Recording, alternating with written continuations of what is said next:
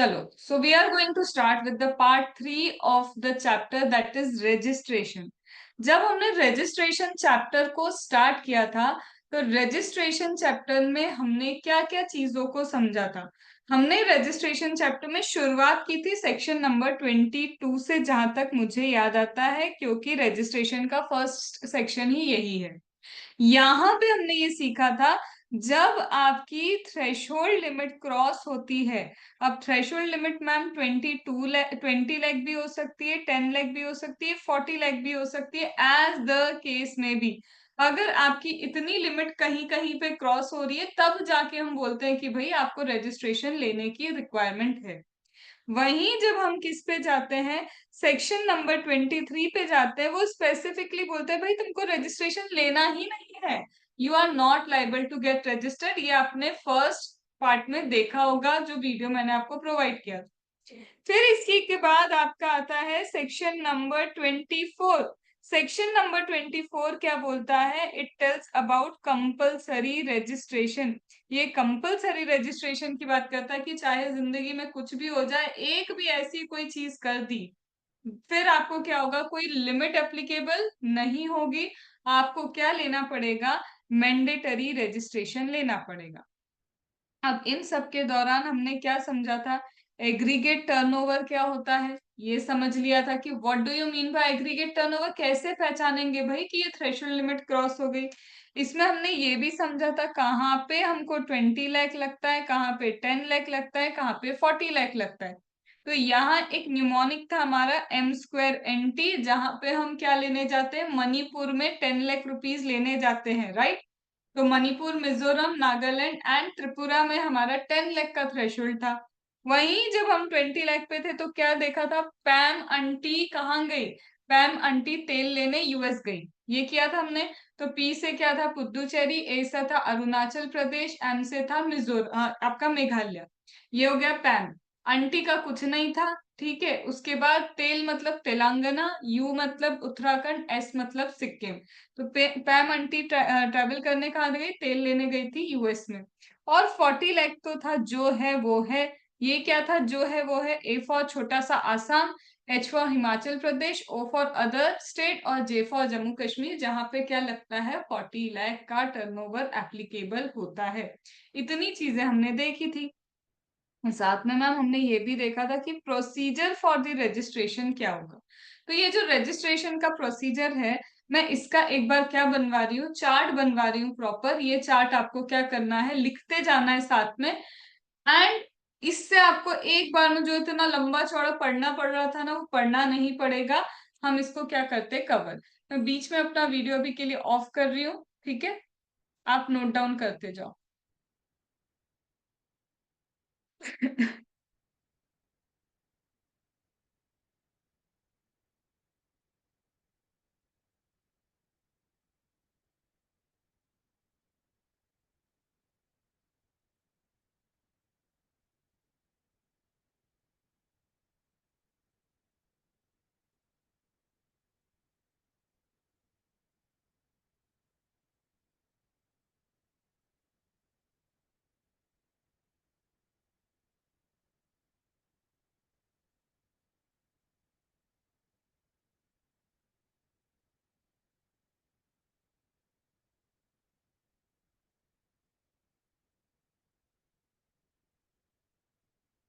Application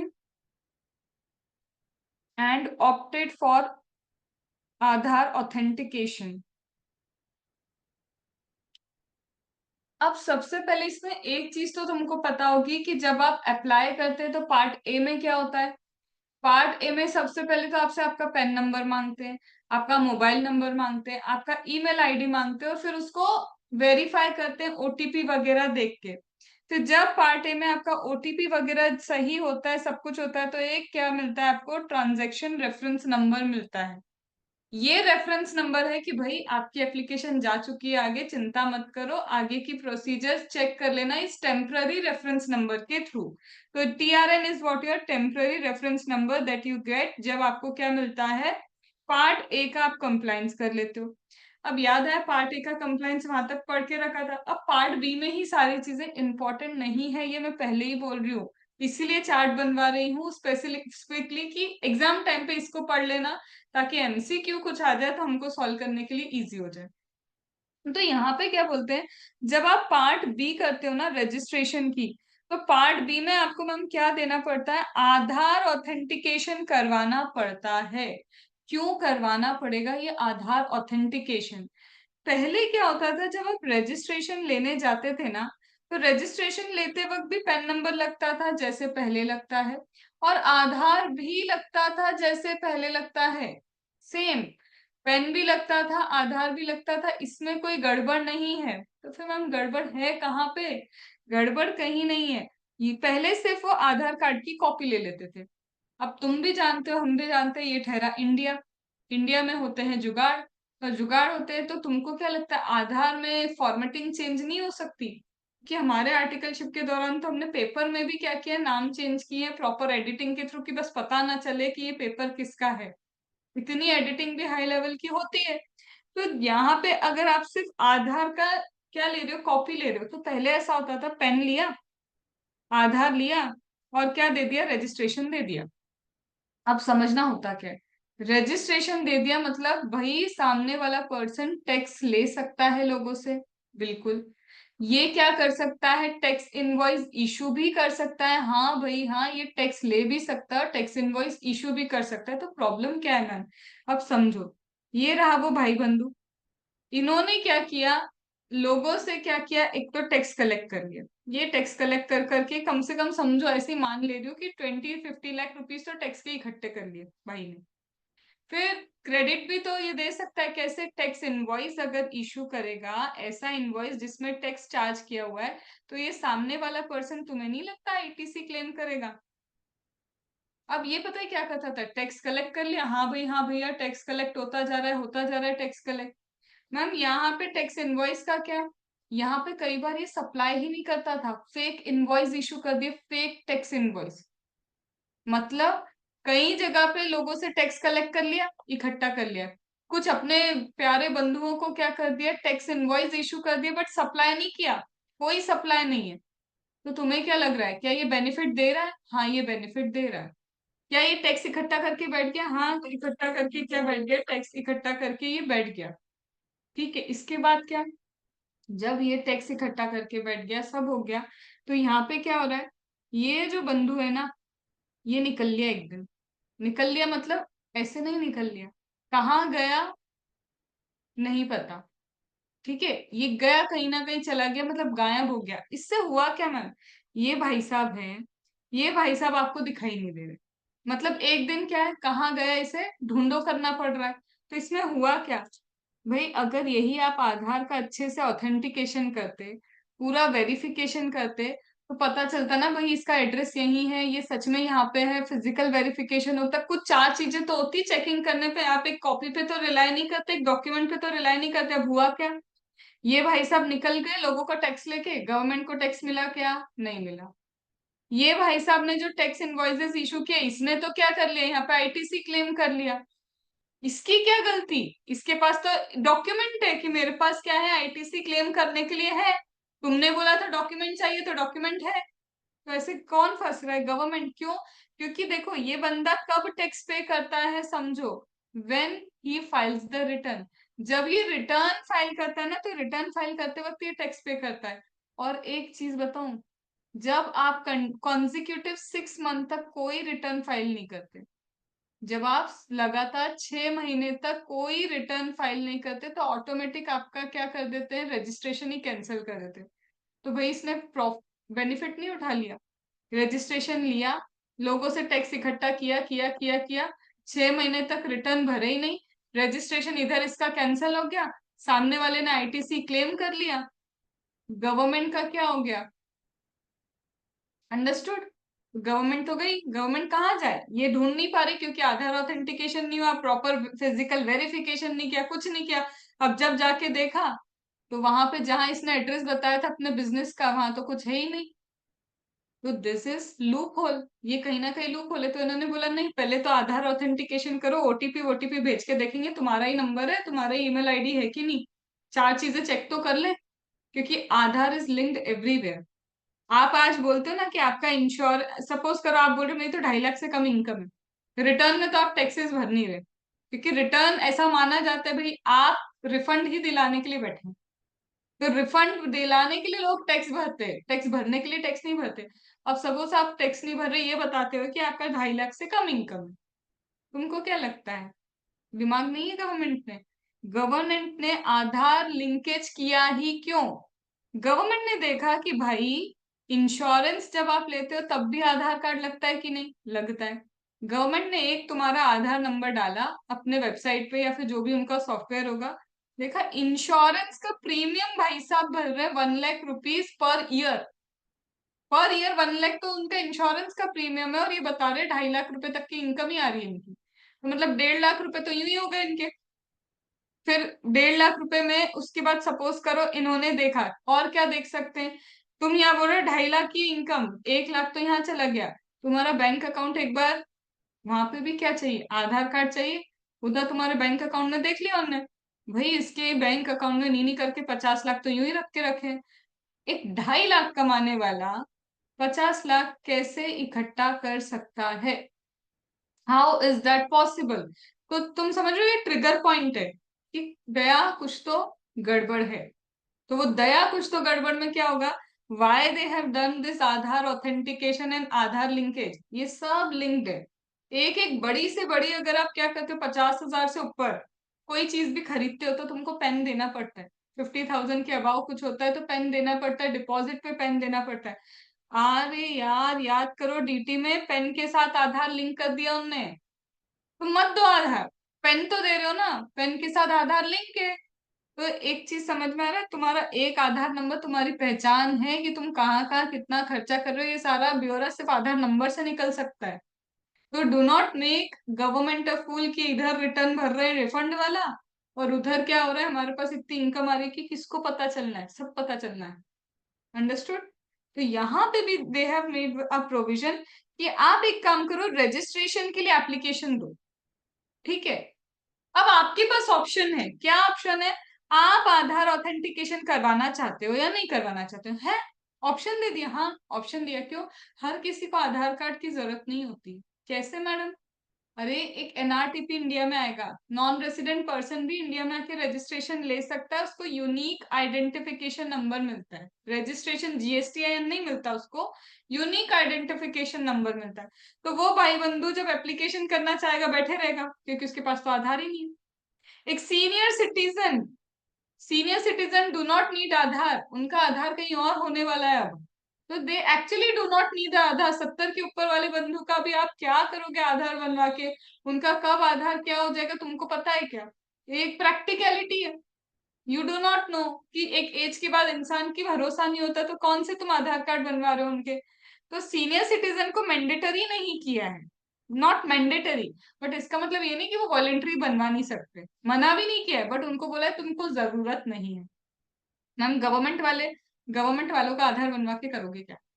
government department का आधार बनवा के करोगे क्या? गवर्नमेंट आपस में खेलती रहेंगी क्या? तो इन दैट केस इन्होंने बोला है, हो सकता है वो लोगों में आते हो जिनको आधार की जरूरत ही नहीं हो। जब आधार की जरूरत ही नहीं है तुमको, तो you do not need what, Aadhaar. तो आधार ऑथेंटिकेशन कैसे करोगे जब आधार ही नहीं है? या फिर सपोज करो आधार तो है, बट हम रहते हैं कहाँ, किसी रिमोट एरिया में, एकदम ही अलग जाके कहीं रिमोट एरिया में जंगल में बसे हुए हैं हम, भाई वहां इलेक्ट्रिसिटी आ जाए बहुत बड़ी बात है, वहां पे तुम्हारा ओटीपी कैसे आएगा आधार वालों का? क्योंकि वहां पे तुम्हारा नेटवर्क तो चलना चाहिए, नेटवर्क भी तो होना चाहिए। So you cannot opt for Aadhaar authentication. So there are two choices. Either you will take Aadhaar authentication, either you would not take Aadhaar authentication. समझ में क्यों चॉइस दी है? अब आधार ऑथेंटिकेशन की चॉइस के बाद क्या होगा, तुम्हारे पास 15 डेज है, 15 डेज में ऑथेंटिकेशन करवा लो। अगर 15 डेज में you fail to do the Aadhaar authentication, suppose तुम नहीं कर पाए, जिंदगी में ऐसा हुआ ओटीपी ओटीपी आ ही नहीं रहा, या फिर कुछ ऐसा हो गया जैसे पुणे में फ्लड आ गई थी, हो सकता है 15 दिन फ्लड का माहौल चला गया, और 15 दिन में क्या हुआ, 15 दिन निकल गए तुम्हारे।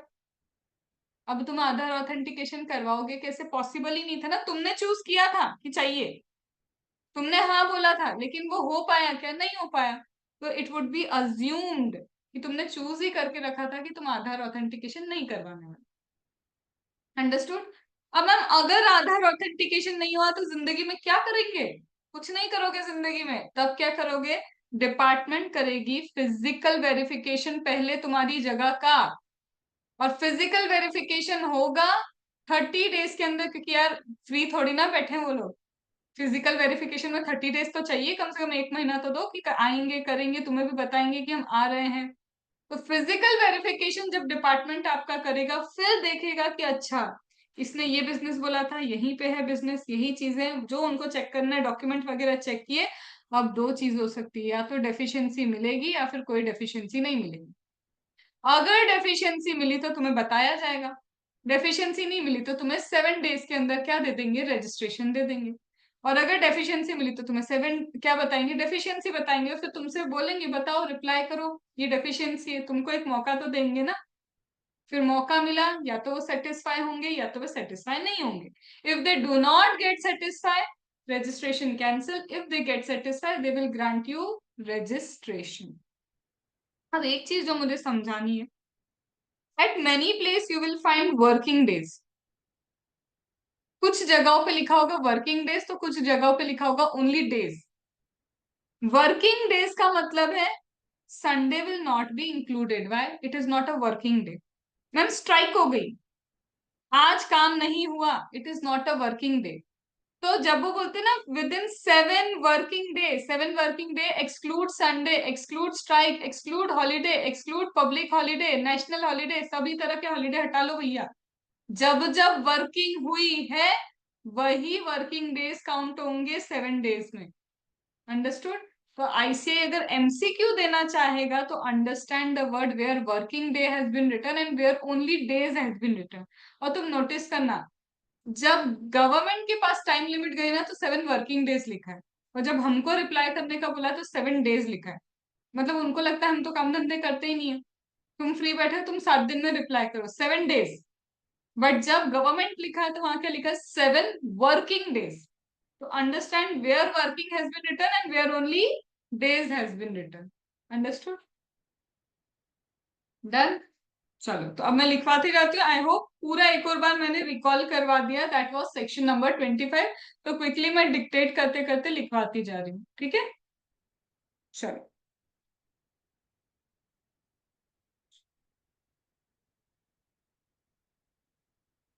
आधार authentication successfully done within 15 days.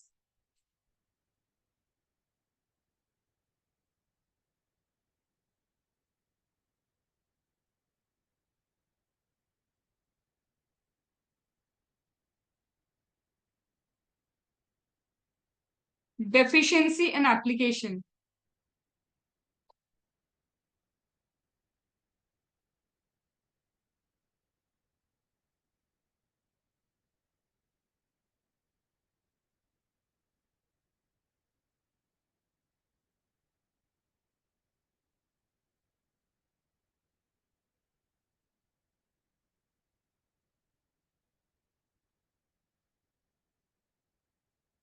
grant registration within 7 working days.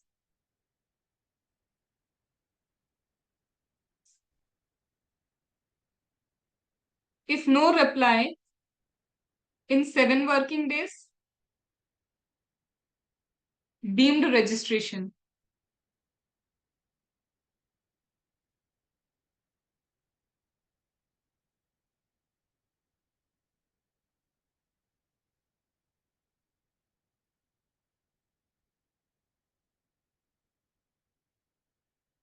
Notice within 7 working days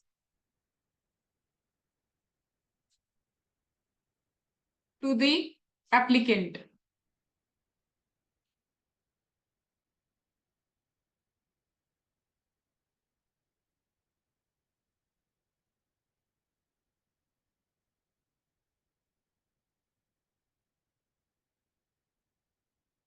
Clarification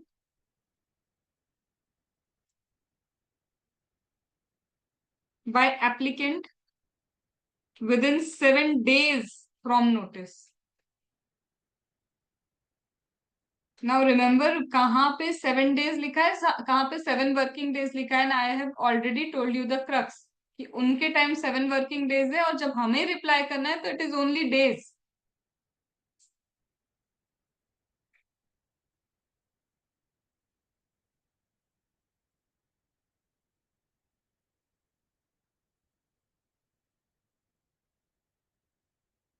अब या तो ये भाई बंधु सेटिस्फाई होंगे, या फिर क्या नहीं होंगे, सेटिस्फाई नहीं होंगे.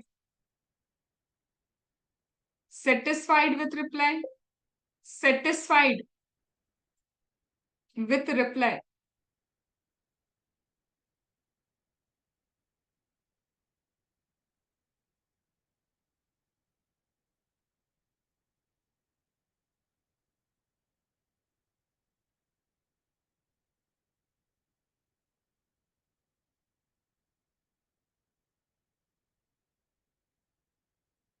Rejected.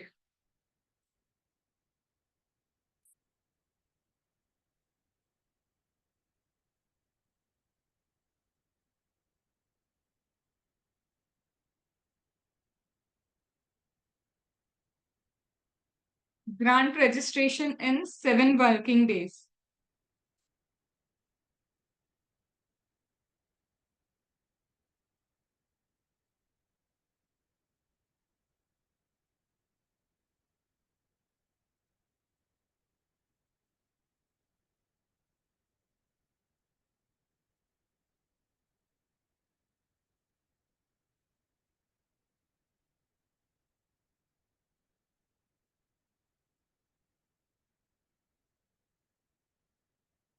If authentication failed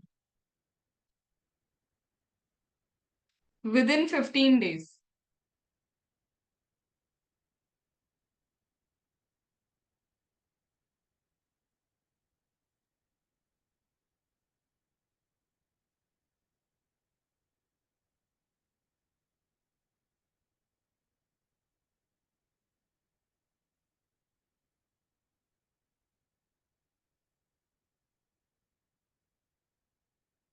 application and not opted for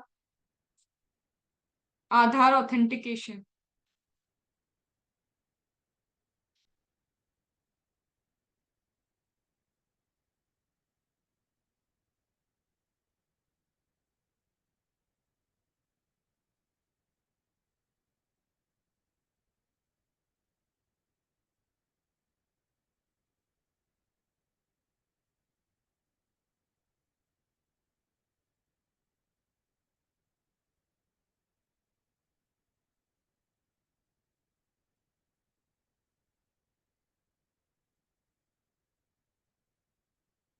no deficiency in application.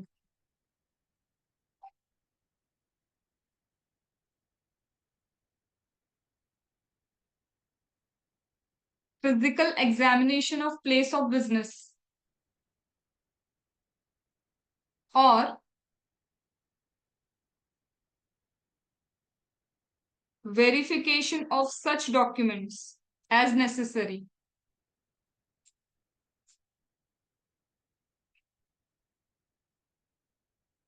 Grant registration within 30 days. अब यहाँ पे 30 डेज क्यों लिया, क्योंकि ऑलरेडी टाइम एक्सटेंडेड ही है.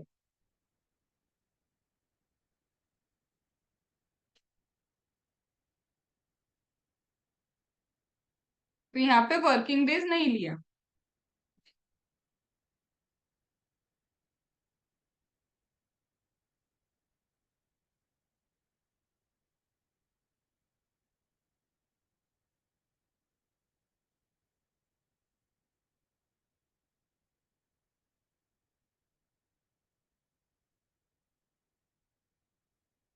If no reply in 30 days,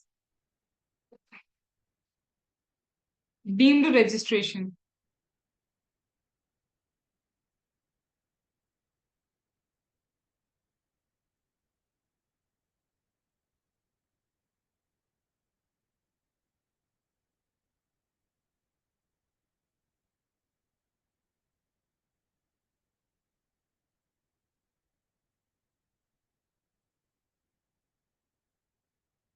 deficiency in application.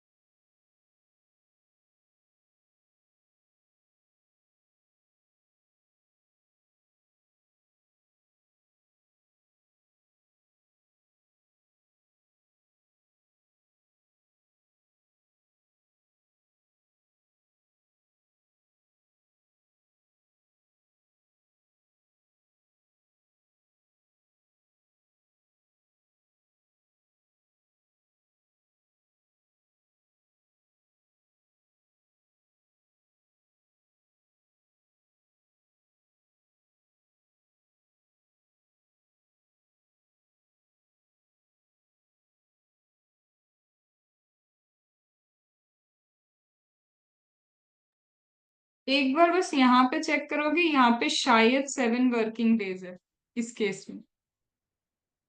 जब फिजिकल वेरिफिकेशन में deficiency आती है, एक बार चेक करो ना बुक में, if I am not wrong.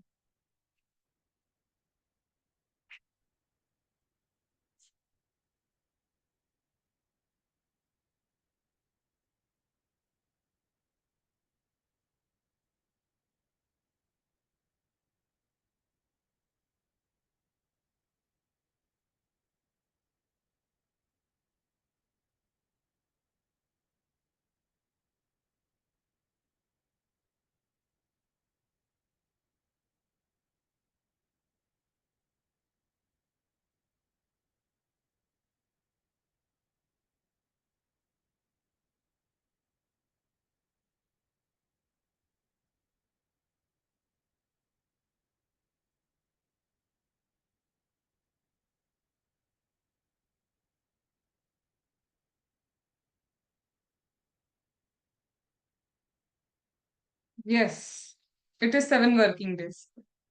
ठीक है, डन। डन। तो ये हमारा क्या चार्ट कंप्लीट हो गया। थोड़ा सा इजी है, वहां पे बहुत ऐसे गोल गोल रानी कितना कितना पानी हो रहा है उसमें। तो this is something we have done. यहाँ पे 7 वर्किंग डेज है, it is 7 working days, W इसलिए लिखा है। ओके, चलो। तो क्या एक बार और सेक्शन 25 का रिकॉल हो गया, और वीडियो में भी तुमने देखा होगा, आई होप। ठीक है, now we are coming to next segment. अब जो मैं सेगमेंट करवा रही हूँ बहुत इजी है, कुछ ज्यादा उसमें परेशानी वाली चीजें नहीं है। देखो, दो चीजें होती है, एक होता है आपका कैजुअल टैक्सेबल पर्सन होता है, और एक होता है आपका एनआरटीपी। देखो, मैंने आपको कहा था रजिस्ट्रेशन लेने के भी तरीके हैं। There are different different ways by which you can take registration. एक आता है section number 9, that is normal registration. एक आता है सेक्शन नंबर 10, कंपोजिशन स्कीम। ठीक है, एक आता है फिर आपका ये सीटीपी, और एक आता है आपका एनआरटीपी। तो मैंने 4 तरह के रजिस्ट्रेशन की आज बात करनी है। नॉर्मल तो मैं कब से ही बात करे जा रही हूँ भैया, 10 lakh, 20 lakh, 40 lakh, as the case में भी अगर आपका टर्नओवर क्रॉस होता है तो आपको क्या लेना पड़ेगा, रजिस्ट्रेशन लेना पड़ेगा। दूसरा है कि आप अगर एक कंपोजिशन स्कीम वाले डीलर बनना चाहते हो तो क्या होगा, तब भी आपको रजिस्ट्रेशन तो लेना पड़ेगा, लेकिन आप सेक्शन 10 में रजिस्ट्रेशन लेते हैं। लेकिन मैम अगर मैं सीटीपी हूँ, एनआरटीपी हूँ, तब क्या करें? तो सीटीपी के केस में बोलते हैं कैजुअल टैक्सेबल पर्सन। जैसे सपोज करो मेरा यहाँ पे काम क्या है, हम यहाँ पे ना ये हैंडमेड चॉकलेट बनाते हैं, मान लो हैंडमेड है, मानने में क्या जा रहा है, तो this are my handmade chocolate. अब यहाँ पे ना मेरे एरिया में तो बहुत अच्छा इसका धीरे धीरे क्या हो गया है, टेस्ट अच्छा है, सब कुछ अच्छा है, पर उसमें फ्रेश फ्रूट्स डले हैं। 1 वीक तक ये चॉकलेट आप यूज कर सकते हो, तो ठीक है, सब धीरे धीरे क्या चलता जा रहा है, चलता जा रहा है, चलता जा रहा है। अब धीरे से क्या हुआ, मुझे दिमाग में आया, इंस्टाग्राम चालू कर लिया, वहां पे स्मॉल बिजनेस वाला जो कॉन्सेप्ट चलता है वो भी चला लिया। अब एग्जीबिशन लगाने की बारी आ गई, तो मुझे लगा यार मुझे ना कहीं और जाके क्या करना चाहिए, एग्जीबिशन लगानी चाहिए, राइट। अब मैंने सोचा अगर मैं एग्जीबिशन कहीं और जाके लगाऊंगी, तो फॉर एन एग्जाम्पल अब जा ही रहे हैं तो चलो जयपुर चलते हैं, वहां पे एग्जीबिशन लगाऊंगी, वहां पे 15 दिन एग्जीबिशन लगानी होगी। अब क्या मैं इंटर स्टेट सप्लाई करने जा रही हूँ? थोड़ा सोच के देखो। मैं एग्जीबिशन लगाऊंगी, मैं रजिस्टर्ड हूँ पुणे में, ठीक है, मैं एग्जीबिशन कहाँ लगाऊंगी, वहां पे जयपुर में। अगर वहां पे किसी को पसंद आ गई कोई चीज, तो प्लेस ऑफ सप्लाई तो कहाँ है, डिलीवरी ऑफ गुड्स जहाँ पे हो रहा है, लेकिन मेरा रजिस्ट्रेशन तो यहाँ है ना पुणे में, लोकेशन ऑफ सप्लाई तो पुणे है ना, मैं तो यहाँ पे रजिस्टर्ड हूँ, ये तो इंटर स्टेट सप्लाई है। अब मैं तो सिर्फ 15 दिन के लिए बिजनेस करने जा रही हूँ, तुम बोलोगे मुझे क्या कंपलसरी रजिस्ट्रेशन, सपोज मैं अगर रजिस्टर्ड नहीं भी हूँ, तो 15 दिन के लिए अगर मैं जा रही हूँ, तो क्या सिर्फ 15 दिन के लिए मुझे बोलोगे कि कंपलसरी रजिस्ट्रेशन और ये सारी चीजें? तो ना एक और कॉन्सेप्ट निकाला, बोले देखो अब आप हमेशा के लिए तो जयपुर जाके बिजनेस करने नहीं वाले हो, क्योंकि in GST it is state wise registration. GST में क्या होता है, स्टेट वाइज रजिस्ट्रेशन होता है। तो अब आप जाओगे जयपुर में 15 डेज के लिए, जो भी आपको क्या करना है, एग्जीबिशन वगैरह करना है, वो सारी चीजें करोगे, तो गलत हो गया ना यार, बेचारे को तुम एक जरा सी चीज के लिए तुम पूरा रजिस्ट्रेशन करवा रहे हो वहां पे। तो इनको भी थोड़ा दिमाग तो है। इन्होंने बोला आप एक कैजुअल टैक्सेबल पर्सन के नाम से जाने जाएंगे। अगर आप किसी और स्टेट में जाके रजिस्ट्रेशन करवाना चाहते हैं, आप बिजनेस करना चाहते हैं, और वो बिजनेस 180 डेज से ज्यादा आप वहां नहीं करेंगे। जैसे ही आप 180 डेज से ज्यादा वहां पे बिजनेस कर रहे हो, मतलब फिर यार नॉर्मल रजिस्ट्रेशन ले रहे हो, 6 महीने से ज्यादा तो तुम वहीं पे चले गए हो, तो वहीं पे नहीं रहना है। अगर तुम 6 महीने से ज्यादा वहां पे बिजनेस करते हो, आपको नॉर्मल रजिस्ट्रेशन लेना है। इसका मतलब अगर 180 डेज तक मैं कहीं बिजनेस कर रही हूँ, तो I can register myself as a casual taxable person, but ये गुड्स के लिए ही हो रहा है। सर्विस वालों को तो 20 लाख की हर जगह पे छूट है, छूट है, छूट है, याद है ना? अंडरस्टूड? तो सर्विस वाले तो 20 लाख इंटरस्टेट सप्लाई कर सकते हैं, उनको तो देना ही पड़ेगा, नहीं तो अभी मुझे रजिस्ट्रेशन लेना पड़ जाता। ठीक है, तो यहाँ पे casual taxable person, point number 1, casual taxable person जब अपनी स्टेट को छोड़ के दूसरी जगह पे क्या लेता है, बिजनेस करता है, और वो बिजनेस 180 डेज से ज्यादा के लिए नहीं करने वाला है, अब वो चाहे 2 दिन हो, 4 दिन हो, 6 दिन हो, it is equal to 180 days, तब उसे कहलाता है casual taxable person. Point number 2, casual taxable person को सीटीपी की तरह ही रजिस्ट्रेशन लेना होगा। एक बार में 90 दिन का रजिस्ट्रेशन मिलता है, फिर से एक्सटेंड कराना हो तो वापस से 90 दिन, तो ऐसे मिला के 180 होता है। So for the very first time, if casual taxable person wants to take registration, he would be registered only for 90 days or required time limit, whichever is lower. अब मैं जा रही हूँ 15 दिन के लिए, तुम क्यों मुझे 90 दिन का दे रहे हो? मैं 15 दिन का ही मांगूंगी ना रजिस्ट्रेशन। तो मैक्सिमम एक बार में कितने दिन का रजिस्ट्रेशन, 90 डेज। ठीक है, बट मैम और एलिवेट करते हैं इसको, क्या एलिवेशन बचा है अब? हमको 90 दिन, अरे वहां पे मैम हम गए तो 15 दिन के लिए थे, फिर पता चला लोगों को वहां पे इतनी चॉकलेट पसंद आने लग गई, धीरे धीरे धीरे धीरे वहीं पे क्या हो गया, प्रोडक्शन वही करना पड़ रहा है, सब करना पड़ रहा है, 6 महीने कहाँ निकल गए, 90 दिन कहाँ निकल गए पता ही नहीं चल रहा। That means you need an extension. Can I take an extension, one time extension 90 days का और ले लो। मैम फिर एक्सटेंशन, अब एक्सटेंशन नहीं भैया, नॉर्मली रजिस्टर हो जाओ, जम गए तुम वहां पे। अंडरस्टूड? आया बात समझ में? इसके बाद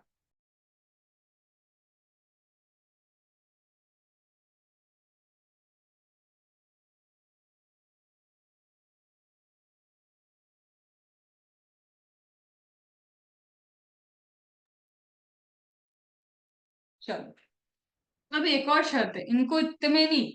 कैजुअल टैक्सेबल पर्सन को एक बेनिफिट दे दिया, 90 डेज का रजिस्ट्रेशन ले लो। बट जब भी कैजुअल टैक्सेबल पर्सन रजिस्ट्रेशन लेगा, सपोज करो जयपुर में मुझे कौन सी डेट से, 5 अगस्त से मेरा एग्जीबिशन स्टार्ट करना है, एटलीस्ट उस कमेंसमेंट से 5 दिन पहले तो मुझे रजिस्ट्रेशन लेना ही पड़ेगा। तो वहां कमेंसमेंट के 5 days before I have to take the registration. और इतना ही नहीं, एडवांस में टैक्स भी पे करना पड़ेगा। है? ऐसा कैसे एडवांस में टैक्स कैसे पे करेंगे मैम, अभी तो सेल्स ही नहीं हुई, हमको क्या पता कितनी सेल्स होगी। हमसे सपोज करो आप एस्टिमेशन के बेस पे 1 लाख रुपीज का सेल्स करवा, 1 लाख रुपीज का टैक्स पे करवा रहे हो, कल चल के पता चला कि सिर्फ 50,000 ही टैक्स पे करना था, रिफंड दे देंगे। कल चल के पता चला कि 1.5 लाख टैक्स पे करना था, तो 50,000 और ले लेंगे। बट एक एस्टिमेटेड बेसिस पे तुम्हें एडवांस टैक्स पे करना पड़ेगा, क्योंकि तुम कैजुअल हो। हमें क्या पता कब कहाँ निकल जाओगे, हम कहाँ ढूंढते रहेंगे तुमको। 90 दिन बाद तुम गायब हो गए तो हम कहाँ ढूंढेंगे। तो a casual taxable person is required to pay advance tax. हाँ जी, 5 डेज बिफोर ही हैज टू गेट रजिस्टर्ड। जहां भी कमेंसमेंट होगा उससे 5 दिन पहले इसका रजिस्ट्रेशन चाहिए। एक बार में 90 डेज का रजिस्ट्रेशन। एक्सटेंशन मिलेगा, बिल्कुल मिलेगा, लेकिन सिर्फ 90 डेज का। मैम 180 डेज से ऊपर अगर हमारी जिंदगी निकल गई वहीं पे, तो फिर सेक्शन 9 में you have to get yourself registered. That is normal registration आपको लेना पड़ेगा। ये कहानी है किसकी? सीटीपी। ठीक है। लेकिन मैम एनआरटीपी क्या? देखो सीटीपी का है ना, इंडिया में कहीं तो एक फिक्स्ड एस्टेब्लिशमेंट होगा, कहीं से तो वो बेचारा क्या कर रहा है, इंडिया में बिजनेस कर रहा है। लेकिन एनआरटीपी का इंडिया में फिक्स्ड एस्टेब्लिशमेंट ही नहीं होता है। डिफरेंस क्या है सीटीपी एनआरटीपी में? एनआरटीपी का इंडिया में कोई फिक्स्ड एस्टेब्लिशमेंट नहीं है, वो तो आया ही किसी और कंट्री से यहाँ पे, इसलिए तो उसको नॉन रेसिडेंट बोल रहे हैं। बगर हमारे सीटीपी क्या इंडिया में कहीं तो फिक्स्ड एस्टेब्लिशमेंट होगा। कहीं तो एक जगह टिक के वो काम कर रहा है, बाकी जगह घूम घूम कर रहा है। ठीक है। मैम एनआरटीपी को अगर रजिस्ट्रेशन लेना है तो उसके पास आधार कार्ड नहीं होगा, उसके पास पैन कार्ड भी नहीं होगा, उसको पासपोर्ट देना पड़ता है। बट सीटीपी उसके पास पैन कार्ड है, उसके पास आधार कार्ड है, क्योंकि इंडिया में फिक्स्ड एस्टेब्लिशमेंट है उसका। I am saying fixed establishment, I am not saying वो कहीं रजिस्टर्ड है। फिक्स्ड मतलब कहीं तो फिक्स जगह है जहां से वो काम कर रहा है। तो and CTP needs passport, CTP needs PAN card and Aadhaar card, but that would not be available with my NRTP. तो उसको पासपोर्ट देना पड़ेगा, कुछ तो दो ना उसको, जिससे पता चले भैया बाहर से आए हैं रजिस्ट्रेशन ले रहे।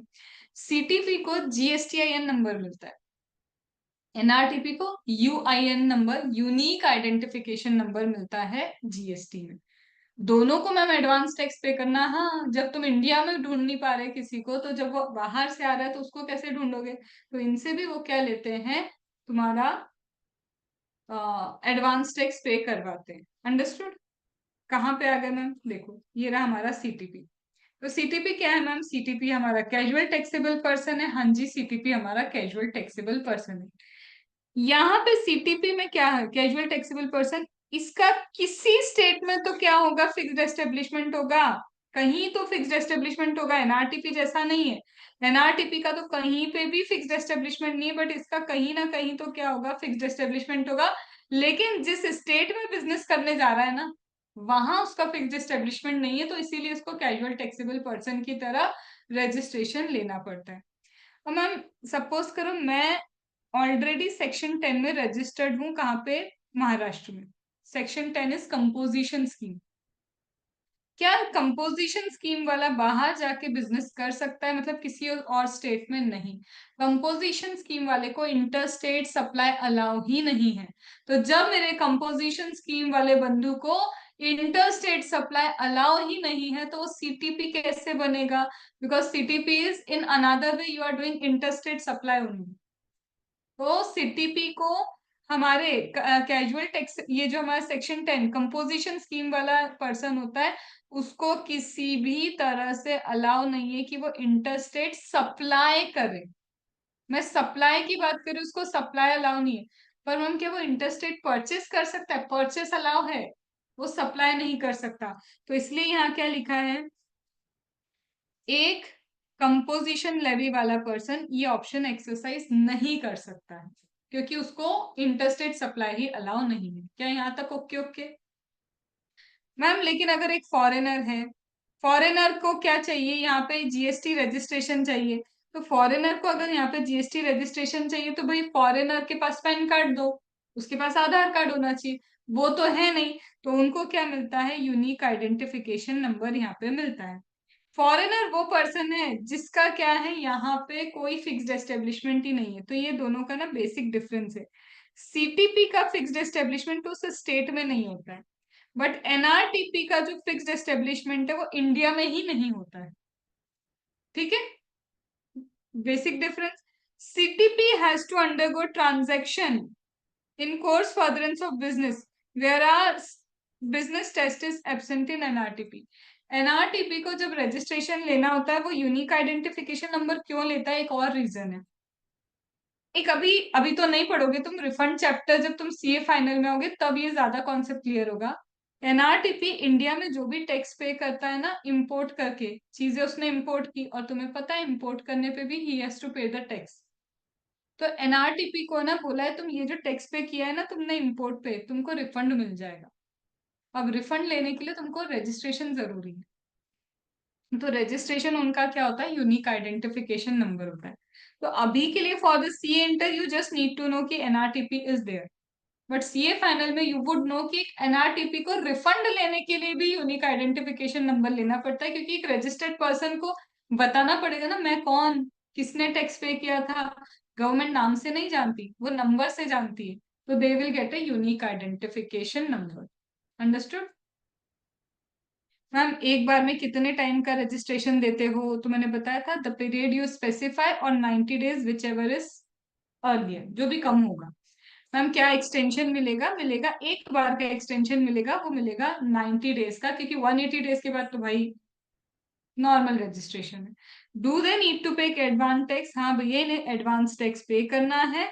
अगर कम पे कर दिया तो बाद में ये लोग ले लेंगे, ज्यादा पे कर दिया तो ये लोग रिफंड भी कर देंगे, आपको कोई दिक्कत नहीं है।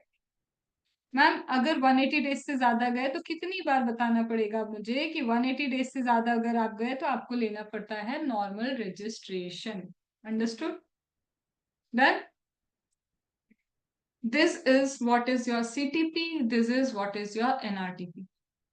अब मैम हमने रजिस्ट्रेशन ले लिया, अब ये भी हम पढ़ चुके हैं, क्रक्स में हमने किया था ये कि देखो रजिस्ट्रेशन लेने के बाद जिंदगी में ऐसा होगा कि चेंजेस भी आएंगे। अब जब जीवन में हमारे चेंजेस आ ही गए तो बड़े बड़े चेंजेस भी आ सकते हैं, छोटे मोटे चेंजेस भी आ सकते हैं। तो मैम जब छोटे मोटे चेंजेस होते हैं ना, उसको बोलते हैं नॉन कोर फील्ड। मतलब कोई इंपॉर्टेंट चेंजेस नहीं है, नॉर्मल जिंदगी चल रही है, कोई कोर फील्ड चेंजेस नहीं चल रहे आपके। तो जब एक नॉर्मल चेंज चलता है, तो नॉर्मल चेंज के केस में कुछ नहीं, आपसे बता दो ये चेंज हुआ है, जैसे मोबाइल नंबर चेंज हो गया आपका, या फिर एड्रेस थोड़ा बहुत इधर का उधर हो गया है। तो यहाँ पे आप सिर्फ ये बता दो कि ये चेंजेस आए हैं, और अगर वो चेंजेस आपने बता दिए तो वो बस अपडेट हो जाएंगे, कोई किसी प्रॉपर ऑफिसर की परमिशन की जरूरत नहीं है। लेकिन अगर कोर फील्ड वाले चेंजेस है, जैसे legal name of the business he change हो गया, यार रजिस्ट्रेशन तो लीगल नेम के बेसिस पे होता है ना, पैन नंबर जब आप देते हो। अब सपोज करो पहले एक्स के नाम पे था बिजनेस, अब वाई के नाम पे हो गया, तो वाई का पैन नंबर चाहिए ना। तो कई बार होता है कि लीगल नेम चेंज हो जाएगा। हो सकता है पहले आप इस एड्रेस पे थे, आप किसी और एड्रेस को जा रहे हो, तो ये बड़े बड़े चेंजेस, एड्रेस चेंज होना इज बड़ा चेंज। ईमेल आईडी चेंज होना, फोन नंबर चेंज होना, छोटे मोटे चेंजेस है, उसके लिए किसी के प्रॉपर ऑफिसर के परमिशन की जरूरत नहीं है। बट एड्रेस चेंज कर रहे हो, लीगल नेम चेंज कर रहे हो, किसी पार्टनर को ला रहे हो, ले जा रहे हो, कोई आ रहा जा रहा है, ये तो बड़े चेंज हो गए ना भाई। तो ऐसे में आपको एप्लीकेशन सबमिट करनी कि भाई ये चेंजेस आए हैं। फिर जैसे ही आप एप्लीकेशन सबमिट करोगे 15 डेज में अगर प्रॉपर ऑफिसर सेटिस्फाइड है कि okay the changes are okay, कोई दिक्कत नहीं है, तो चेंजेस होंगे। अगर प्रॉपर ऑफिसर ओके नहीं है तो he will not make the changes, कोई अमेंडमेंट नहीं करेगा वो। तो रजिस्टर्ड पर्सन के कोई कोर एरिया में चेंज हुए, उसने एप्लीकेशन दे दिया, 15 डेज के अंदर जीएसटी पोर्टल पे एक बार प्रॉपर ऑफिसर चेक वेक करेगा, जो डॉक्यूमेंट्स उसको चेक करने चाहिए थे वो चेक कर लेगा। अगर भाई साहब सेटिस्फाइड हैं कि भाई कोई दिक्कत नहीं है, तो वो 15 डेज में अप्रूवल दे देगा और ये हो गया आपका रजिस्ट्रेशन सर्टिफिकेट अमेंड। नहीं भैया ये तो सेटिस्फाई नहीं है, तो फिर 15 दिन में वो क्या देगा तुमको, तुमको बताएगा भाई ये गलती है, ये मुझे दिक्कत है। फिर तुम्हारे पास कितने दिन का टाइम है, with in 15 working days of receipt of application. जैसे ही प्रॉपर ऑफिसर को एप्लीकेशन मिली, उसके पास तो 15 वर्किंग डेज है तुम्हें बताने के लिए गलतियां। वो तुम्हें तुम्हारी गलतियां बताएगा, शो कॉज नोटिस देगा। अब तुम्हारे पास 7 वर्किंग डेज का टाइम है उसको रिप्लाई करने के लिए। तो चलो इस जगह पे दोनों को वर्किंग डेज दिए गए, याद यही रखना कहाँ वर्किंग डेज है कहाँ डेज लिखा है, क्योंकि एमसीक्यू में यहीं पे मार पड़ती है, कहाँ वर्किंग है कहाँ डेज है। तो इफ ही इज सेटिस्फाइड, तुमने रिप्लाई दिया, भाई सेटिस्फाई हो सकता है या फिर सेटिस्फाई नहीं हो सकता है। सेटिस्फाई हो गया तो तुम्हारा अमेंडमेंट कर देगा, ये हो गया अमेंडमेंट, ये कर देगा। और सेटिस्फाई नहीं हुआ तो तुम्हें नेक्स्ट 7 डेज में पता चल जाएगा कि रिजेक्ट हो गया है तुम्हारा अमेंडमेंट, नहीं कर सकते आप अमेंडमेंट।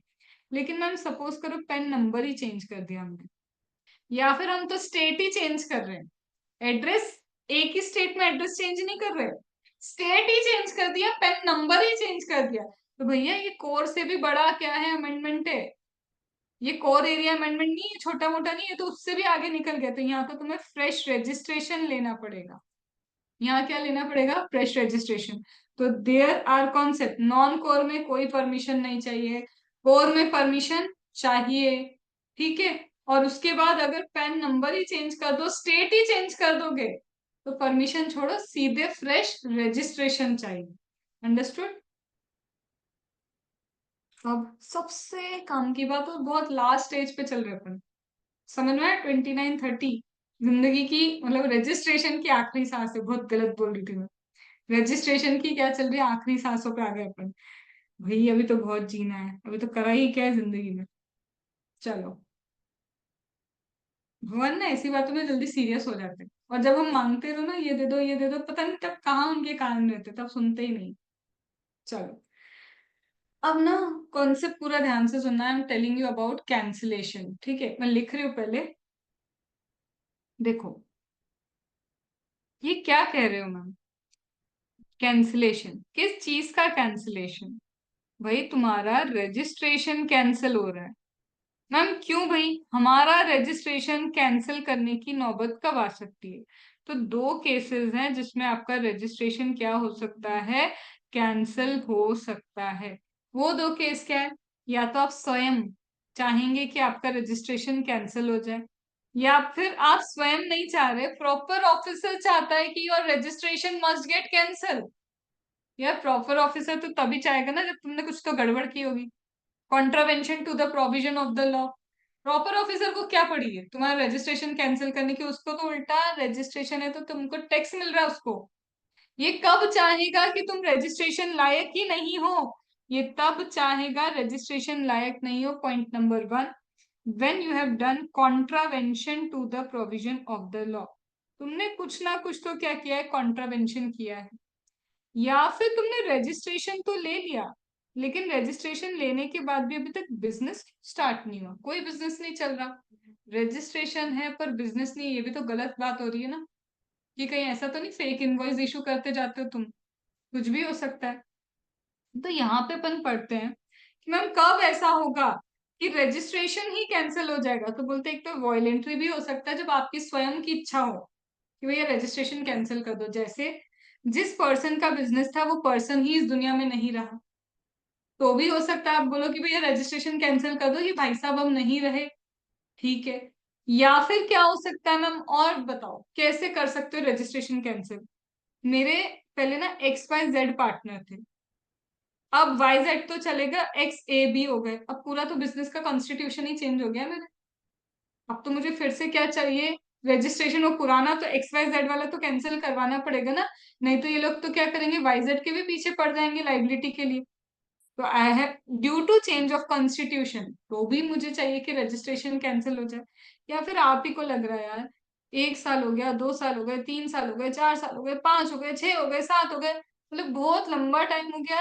20 लाख से ऊपर अब हम क्रॉस नहीं कर पा रहे, या 10 लाख से ऊपर हमारी लिमिट क्रॉस नहीं हो रही, दिख रहा है कि हमको 22 के हिसाब से अब रजिस्ट्रेशन की रिक्वायरमेंट लग नहीं रही। या फिर ये हो सकता है कि 1 साल में एक बार ऐसा किया था भाई, रिवर्स चार्ज मैकेनिज्म का सप्लाई ले लिया था, तो रजिस्ट्रेशन ले लिया। अब आगे से तौबा तौबा हम रिवर्स चार्ज मैकेनिज्म का कोई सप्लाई ही नहीं लेंगे। तो जब तुमको पता है कि तुमको मैंडेटरी रजिस्ट्रेशन नीडेड ही नहीं है, तो भी तुम क्या कह सकते हो, कैंसिल कर दो। अंडरस्टूड। तो क्या हो रहा है मैम, क्यों क्यों कैंसिल हम खुद करवा रहे हैं। हम खुद इसलिए करवा सकते हैं कैंसिल, देखो, या तो बिजनेस ही बंद कर दिया, या तो जो भी भाई साहब थे, या तो बिजनेस उन्होंने किसी और को दे दिया, या तो वो खुद ही क्या हो गए, चल दिए, या तो मैम किसी के साथ अमेलगमेशन हो गया, डीमर्जर हो गया, मतलब चेंज हो रहा है ना, चेंजेस आ रहे हैं, तो अब पुराना रजिस्ट्रेशन तो तुम कैंसिल करवाओगे। कॉन्स्टिट्यूशन चेंज हो रहा है, या यू थिंक कि no longer needed either in 22 और 24, नो लॉन्गर नीडेड, रजिस्ट्रेशन नहीं चाहिए, बस यही तो है कि if no registration is needed, cancellation करवा लो। बट मैम प्रॉपर ऑफिसर को कब ऐसा लग रहा है कि अब आपका रजिस्ट्रेशन कैंसिल करना पड़ेगा, तो प्रॉपर ऑफिसर को कब लगेगा, तुमने पता है रजिस्ट्रेशन धोखे से लिया हमसे, जो तुमने डॉक्यूमेंट्स दिए ना, fraud, wilful misrepresentation, suppression of the fact, इतनी सारी चीजें कर ली मतलब। या फिर तुमने बिजनेस चालू ही नहीं किया, रजिस्ट्रेशन लेके 6 महीने निकल गए, भाई बिजनेस कब स्टार्ट करोगे, तो रजिस्ट्रेशन लिया ही क्यों जब तुमने बिजनेस स्टार्ट ही नहीं करना था। या फिर कुछ तो contravention to the provision of the act किया है तुमने, कुछ तो दया गड़बड़ की है। या फिर तुमने रिटर्न फाइल नहीं किया, अभी बताया था ना मैं, कंटिन्यूस 6 महीने तक एक नॉर्मल पर्सन अगर रिटर्न फाइल ना करे, या फिर कंपोजिशन वाला 2 टैक्स पीरियड तक, 2 टैक्स पीरियड क्यों बोल रहे हो, यहाँ 6 मंथ बोल रहे हो, या टैक्स पीरियड क्यों बोला आपने मैम, क्योंकि कंपोजिशन वाला क्वार्टरली रिटर्न फाइल करता है।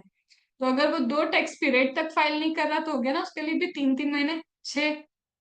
और अगर नॉर्मल पर्सन 6 मंथ तक फाइल नहीं कर रहा है, तो भाई क्यों, ऐसा क्यों, तो in that case also not, यहाँ पे क्या बोलेंगे, रजिस्ट्रेशन कैंसिल। यहाँ पे क्या हो जाएगा, तुम्हारा रजिस्ट्रेशन क्या हो जाएगा, कैंसिल। तो प्रॉपर ऑफिसर कब कब करवा सकता है मैम, अब कॉन्ट्रावेंशन क्या हो सकते हैं, चलो ये बता दो, व्हाट आर द कॉन्ट्रावेंशन। तुमने सप्लाई किया, इनवॉइस इशू नहीं किया, या फिर तुमने इनवॉइस इशू किया पर सप्लाई नहीं किया, कुछ भी कर सकते हो ना तुमको गड़बड़। या तो इनवॉइस इशू करोगे और सप्लाई नहीं करोगे, या तो सप्लाई करोगे, इनवॉइस इशू नहीं करोगे, या फिर ऐसी जगह से बिजनेस कर रहे हो जो तुमने डिक्लेयर ही नहीं की थी ये जगह।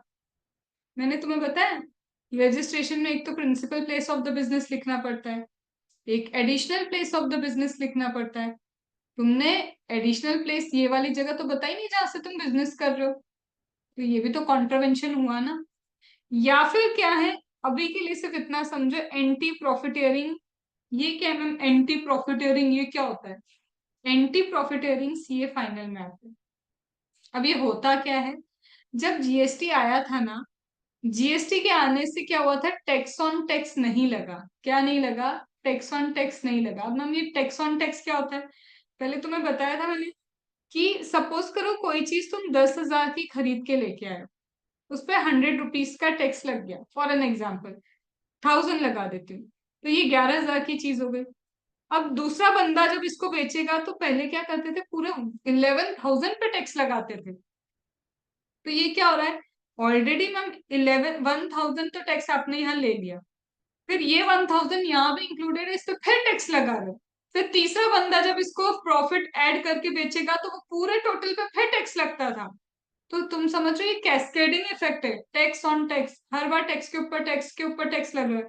जब जीएसटी आया, तो ये टैक्स ऑन टैक्स क्या हो गया, जिंदगी से गायब। तो यार चीजें भी तो सस्ती होनी चाहिए थी। जब टैक्स ऑन टैक्स हटा, तो कंज्यूमर के ऊपर बर्डन भी हट गया। तो जब कंज्यूमर के ऊपर बर्डन हटा, तो ये शिफ्ट करना था ना, चीजों को सस्ता करना चाहिए था। क्या तुमने सस्ता किया? कई लोगों ने नहीं किया, उन्होंने प्रॉफिट बढ़ा लिया अपना। तो गवर्नमेंट ने बोला हम जीएसटी लाए ही इसीलिए थे कि इसके कारण जो इन्फ्लेशन इंक्रीज हो रहा है वो इन्फ्लेशन रिड्यूस हो। तुमने ये बेनिफिट दूसरों तक नहीं पहुंचाया, मतलब तुमने क्या किया, एंटी प्रॉफिटेरिंग की है। तुमने प्रॉफिट खुद तो कमा लिया, दूसरों को पास ऑन नहीं किया। तो ये भी तुम्हारी गलती हो गई। फिर यहाँ पे रजिस्ट्रेशन लेते वक्त आप कोई गलतियां कर रहे हो, फ्रॉड, विलफुल रिप्रेजेंटेशन आप कर रहे हो। आईटीसी के लायक हो तुम हो नहीं, लेकिन तुम आईटीसी गलत तरह से ले रहे हो। तुमने रिटर्न फाइल नहीं किया। ये तब समझोगे जब तुम रिटर्न चैप्टर अच्छे से समझ लोगे। जीएसटीआर वन क्या है, तो मैं सिर्फ ये बता रही हूँ। GSTR one is a statement जिसमें आपको सिर्फ आपके आउटवर्ड सप्लाई की डिटेल देनी होती है। जीएसटी वन क्या, एक स्टेटमेंट है जो हर 11वीं तारीख को जाता है हर महीने की, जिसमें आप बताते हो कि मैंने इतने लोगों को सेल किया। तो this is not a return, it is a statement. ये अगर तुम फाइल नहीं करते तो भी हमको दिक्कत होगी, क्योंकि जब तुम ये नहीं बताओगे सेल्स क्या है, तो लोगों का जो रिसिपेंट है, रिसिपेंट की बुक्स में ये आएगा भी नहीं कि उसने परचेस किया है। जब मैं यहाँ सेल्स लिखती हूँ तो उसकी बुक में परचेस तब रिफ्लेक्ट होता है। तो नुकसान तुम्हारे कारण दूसरों को भी होगा। ये हम कब समझेंगे ज्यादा अच्छे से? In return chapter. I can not explain much here. ITC में ही ज्यादा अच्छा समझा पाऊंगी, और रिटर्न में।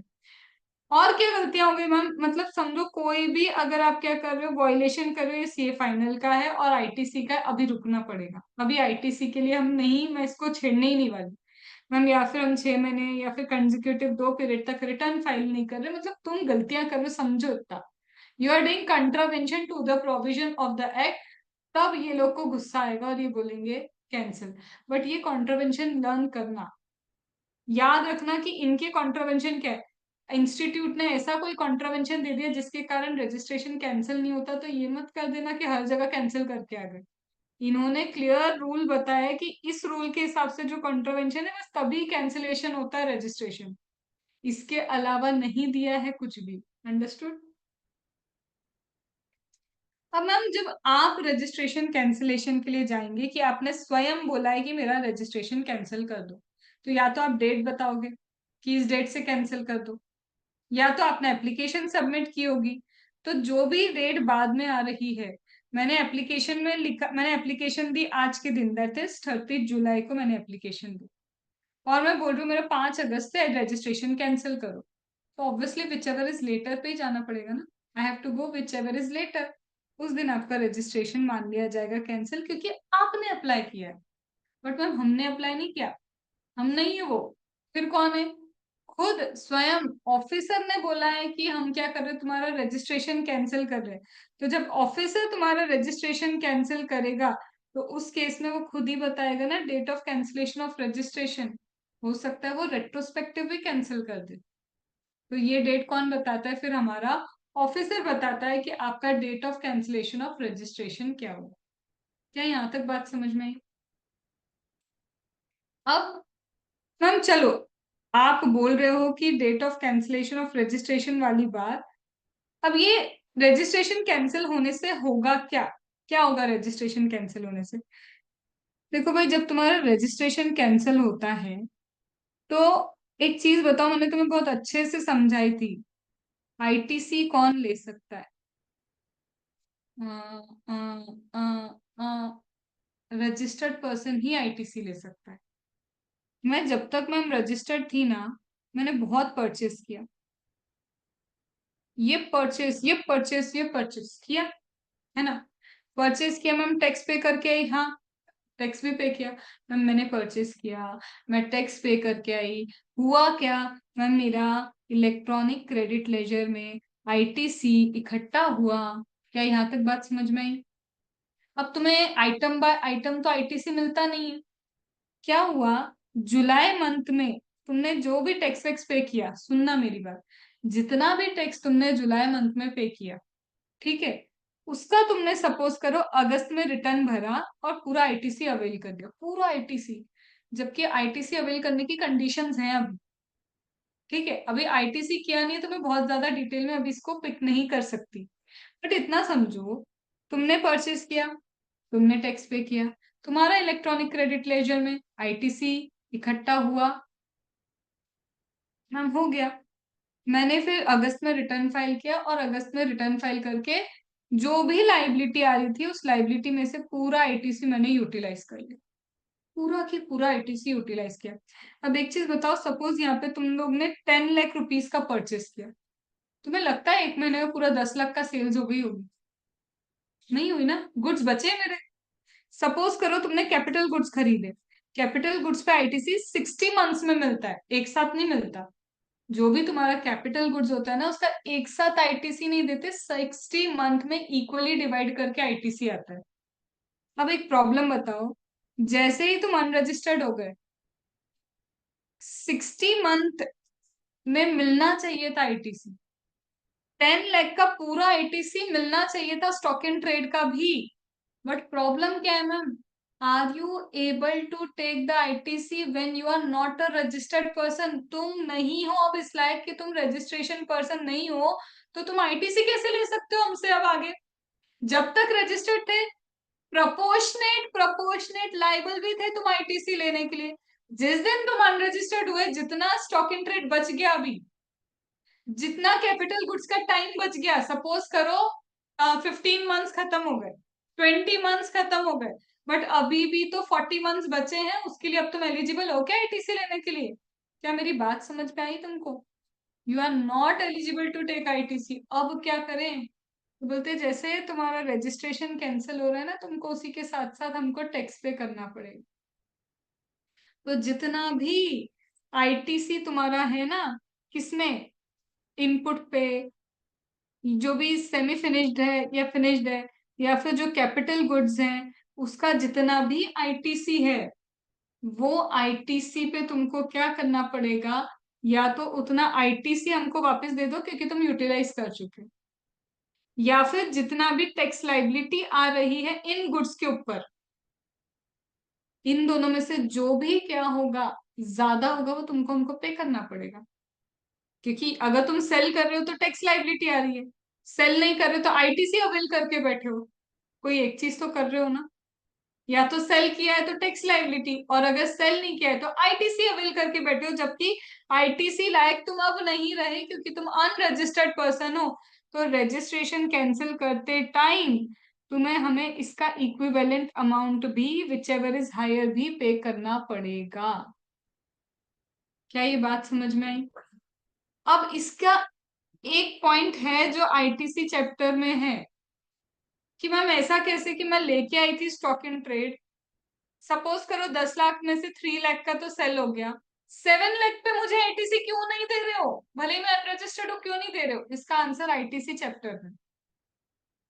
तो ये फिर से पॉइंट उठेगा अपना, कब उठेगा? जब आईटीसी करेंगे हम, मतलब कल से फिर से इसका पॉइंट लिया जाएगा। बट अभी क्या हम ले सकते हैं? आईटीसी ओपन कैसे कर दूंगी? अंडरस्टूड? ठीक है। तो एक चीज समझना, जब मैम इनपुट है तो इनपुट के केस में या तो आपका आईटीसी या फिर जो भी टैक्स लाइबिलिटी आ रही है उन गुड्स पे, विच एवर इज हायर, वो आपको पे करना पड़ेगा। सिमिलरली आपको कैपिटल गुड्स में भी यही करना है, या तो कैपिटल गुड्स का आईटीसी बचा कुचा होगा क्योंकि 60 मंथ्स में मिलता है। सपोज करो 20 मंथ्स का आईटीसी तो आपने ले लिया, 40 मंथ्स का आईटीसी बचा है, या फिर हो सकता है आप इन कैपिटल गुड्स को सेल कर दोगे, तो वो सेल करने के ऊपर जितना जीएसटी आ रहा है इन दोनों को कंपेयर करो, जो भी हायर होगा आपको पे करना पड़ेगा रजिस्ट्रेशन कैंसिल करते हो। Understood? Done? But again we will take this topic का, अभी नहीं ले सकते। क्यों नहीं ले सकते? आईटीसी किसी कीमत में मैं चालू नहीं करवा सकती। मैम ये क्या है अमेंडमेंट? देखो, जब प्रॉपर ऑफिसर ने चीख चिल्ला के बोल दिया ना कि तुम्हारा रजिस्ट्रेशन कैंसिल करेंगे, तो ऐसा नहीं कि आज उसने एक फोन घुमाया या तुमको नोटिस दिया कि तुम्हारा रजिस्ट्रेशन कैंसिल हो रहा है। वो शो कॉज नोटिस देगा, वो पहले क्या देगा तुमको? शो कॉज नोटिस की, बताओ तुम्हारा रजिस्ट्रेशन हम कैंसिल क्यों ना कर दें। समझ रहे हो? बताओ कि क्यों ना तुम्हारा रजिस्ट्रेशन हम कैंसिल कर दें। यार एक चीज बताओ, रजिस्ट्रेशन कैंसिल करने वाली हूं मैं, तुम्हारा ये तो पक्का है, लेकिन तुम्हें टाइम तो दूंगी, 10 दिन, 15 दिन, 20 दिन, 30 दिन, कुछ तो दूंगी तुमको रिप्लाई करने के लिए, क्योंकि बड़ी चीज हो रही है, एक बड़ी ऑर्गेनाइजेशन का रजिस्ट्रेशन कैंसिल होने वाला है, उसको टाइम तो दो कि वो कुछ बोल पाए, रिप्लाई कर पाए। बट अगर वो 30 दिन में मैंने रजिस्ट्रेशन कैंसिल नहीं किया तो भी गड़बड़ होगी, क्योंकि ये तो हो सकता है जो गड़बड़ कर रहे होंगे 30 दिन में और भयंकर तरीके से करके फरार हो जाएंगे, हो सकता है कि नहीं। तो यहाँ पे पहले ये लोग पता है क्या करते हैं, तुम्हारा रजिस्ट्रेशन सस्पेंड करते हैं। पहले क्या करते हैं, रजिस्ट्रेशन सस्पेंड करते हैं। फिर उसके बाद सस्पेंशन के दौरान तुम्हारा क्या होता है, वो पूरी प्रोसेस लगाएंगे, चेकिंग करनी है, जो चेकिंग वेकिंग है वो सारी चेकिंग करेंगे। फिर तुम्हारा रजिस्ट्रेशन कैंसिल करते हैं। या तो वो रेट्रोस्पेक्टिव भी कैंसिल हो सकता है, या फिर जो डेट उन्होंने बोल दी कि आज से रजिस्ट्रेशन कैंसिल, तो कैंसिल भी हो सकता है। अब तुम्हारी इच्छा क्या है, तुम्हें ये रजिस्ट्रेशन कैंसिलेशन को रोकना है, रिवोक करना है। तो पहले ऐसा होता था कि तुम 30, जैसे ही तुमको ऑर्डर आया ना कि कैंसिलेशन हो रहा है, तुमको 30 डेज के अंदर बोलना होता था प्लीज मत करो, प्लीज मत करो। और ये बड़ी चीज है, समझो ये बड़ी चीज है। रजिस्ट्रेशन कैंसिल होना इज अ बिग थिंग। तो इन्होंने अमेंडमेंट करके बोला 90 डेज के अंदर आ जाना, बता देना कि क्यों तुम्हारा रजिस्ट्रेशन कैंसिल नहीं होना चाहिए, और लगे तो एक्सटेंशन भी देंगे। और एक्सटेंशन भी कितना दे रहे हो, 180 डेज। तुम समझो, एक छोटे ऑर्गेनाइजेशन का रजिस्ट्रेशन कैंसिल होना ओके, बट एक बड़े ऑर्गेनाइजेशन का रजिस्ट्रेशन कैंसिल करो तो बहुत बड़ा इम्पैक्ट आ सकता है। तो यहाँ पे इन्होंने अमेंडमेंट करके बोला कि इफ यू वांट कि तुम्हारा रजिस्ट्रेशन कैंसिल नहीं होना चाहिए तो you must tell in 90 days. और अगर एक्सटेंशन लेना है तो 180 डेज में यू कैन टेक, और एक्सटेंशन दे देंगे, 180 डेज का भी एक्सटेंशन देंगे अगर सफिशिएंट रीजन लगता है तो। तो डिस्क्रिशन किसका है, डिपार्टमेंट का। देना है तो देगा वो तुमको रजिस्ट्रेशन का एक्सटेंशन, मतलब कैंसिल नहीं करेंगे और 80 दिन एंजॉय कर लो, लेकिन ये डिपेंड करेगा। और ये एक्सटेंशन कौन देता है, MCQ, additional commissioner, joint commissioner दे सकते हैं ये एक्सटेंशन। Understood, done. अब मैम यहाँ पे आते हैं, जैसा कि मैम आपने बोला कि हमारा रजिस्ट्रेशन कैंसिल होगा, है ना। अब मैं एक बात बताती हूँ तुमको, हो सकता है तुम्हारा रजिस्ट्रेशन पता है क्यों कैंसिल हुआ, क्योंकि तुमने रिटर्न फाइल नहीं किया। क्योंकि तुमने रिटर्न फाइल नहीं किया तो तुम्हारा रजिस्ट्रेशन कैंसिल होगा। अब तुम चाहते हो कि तुम्हारा रजिस्ट्रेशन कैंसिल नहीं हो, तो तुमको अपनी गलती सुधारनी पड़ेगी ना। तुमको क्या करना पड़ेगा, अपनी गलती सुधारनी पड़ेगी।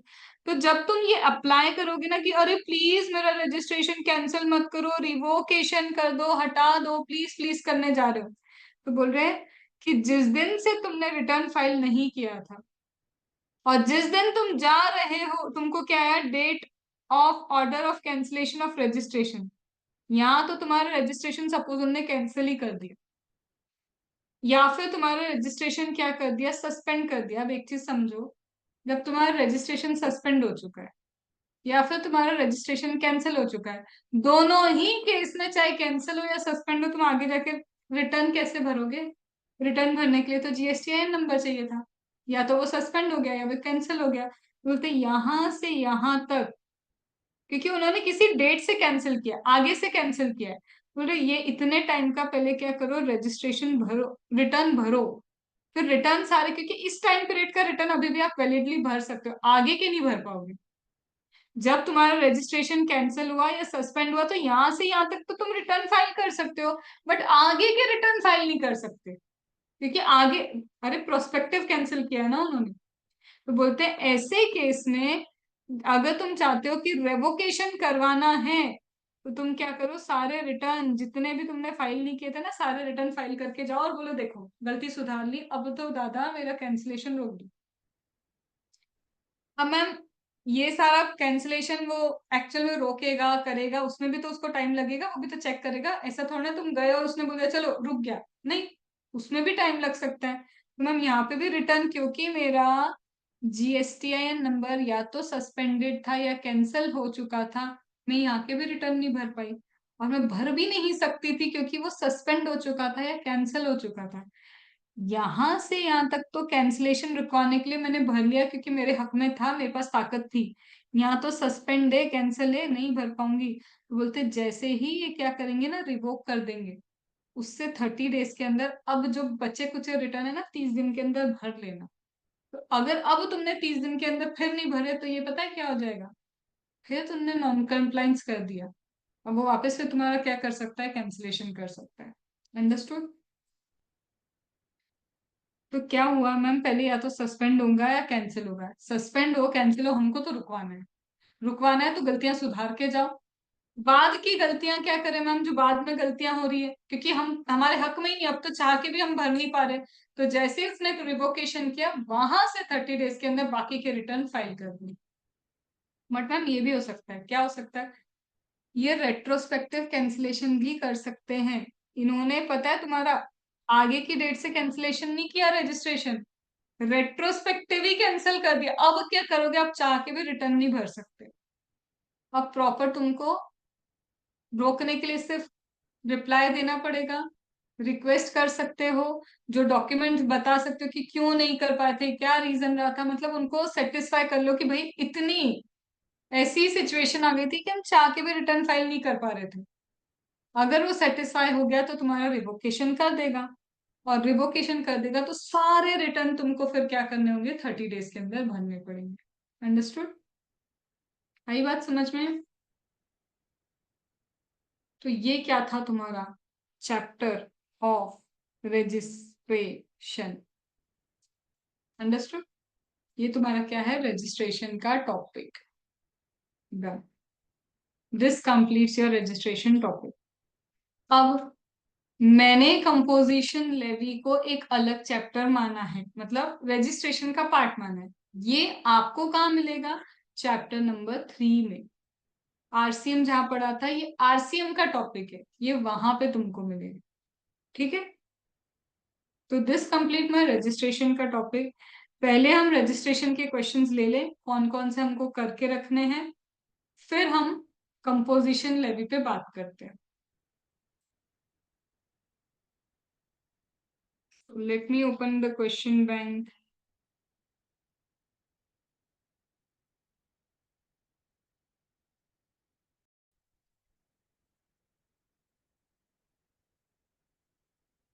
चलो, so the first question that you have to do is question 1.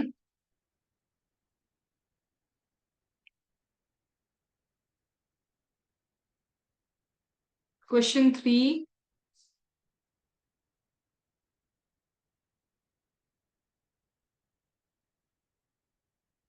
Question 6.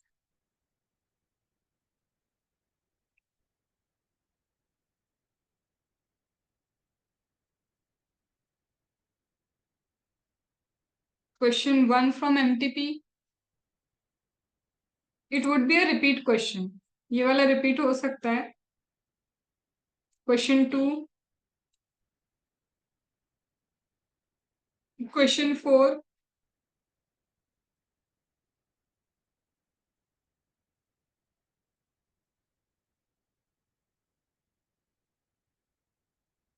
जो मैं टिक नहीं करा रही उसका मतलब ये नहीं कि तुमको करना नहीं है। मैं वो करवा रही हूँ जो जिसमें थोड़ा कॉन्सेप्ट है, लिखने लायक है, मैं वो टिक करवा रही हूँ। बाकी सब सॉल्व करके रखना। ठीक है। Question 7. Question 8. Question 11.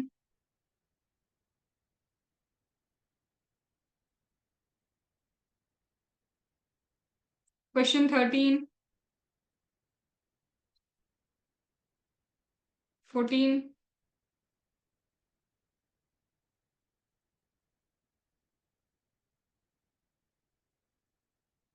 17.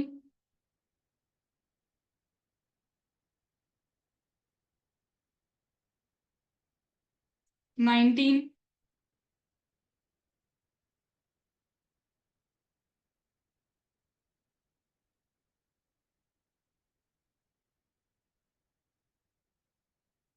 This you have to learn, this is only for learning कि किन लोगों को आधार की रिक्वायरमेंट नहीं होती है, who doesn't need Aadhaar.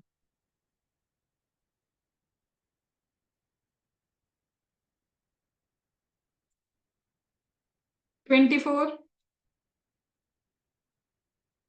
26. 28.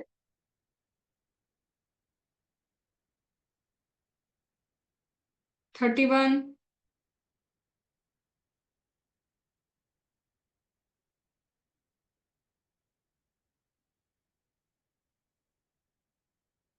33,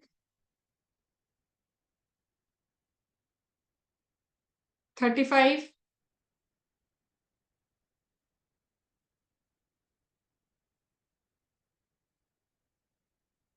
done. How many number of questions?